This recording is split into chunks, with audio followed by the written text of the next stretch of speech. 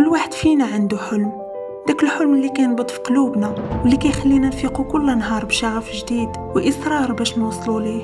ولكن هو ماشي حلم سهل نوصلوا ليه، حيت الأحلام الكبيرة كتطلب مجهودات كبيرة، وتحقيقها ماشي مسألة حظ ولا صدفة، ولكن هي مسألة عزيمة وكفاح.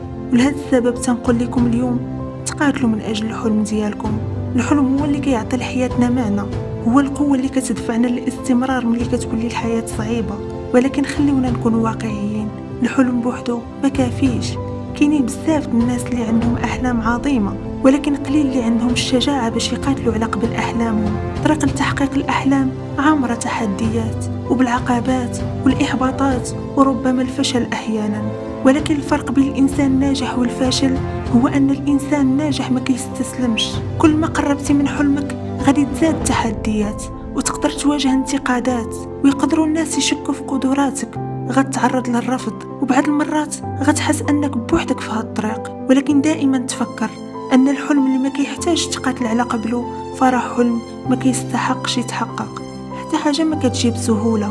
أعظم الناس في العالم وصلوا ونجحوا في حياتهم حيت رفضوا التخلي على أحلامهم.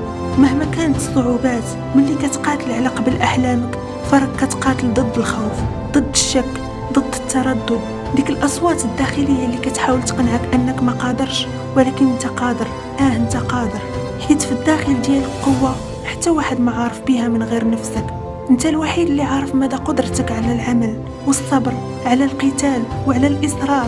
إلا كان عندك حلم فما تخليش يموت، ما تسمحش للعقبات توقفك. في كل تحدي هو فرصة للعمل والنمو، وكل فشل هو خطوة كتقربك من النجاح. الحياة قصيرة ولكن كافية لتحقيق أعظم الأحلام. ما تستسلمش، كن شجاع وقاتل بقوة وإيمان. الحلم كيتسناك والنجاح قريب من الأشخاص اللي عندهم الجرأة في الاستمرار. قاتل على قبل الحلم ديالك وغادي توصل ليه. في أمان الله.